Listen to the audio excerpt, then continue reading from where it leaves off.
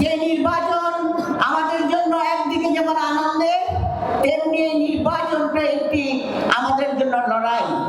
কেন? দীর্ঘ 17 বছর পরে আপনারা নির্বাচনের অধিকার পেয়েছেন। আপনাদের এই এলাকায় হামিদুর রহমান হামিদ দীর্ঘদিন ধরে আপনাদের সুখে দুঃখে আপনাদের প্রতিটি উন্নয়নের পাশে তিনি কাজ করেছেন।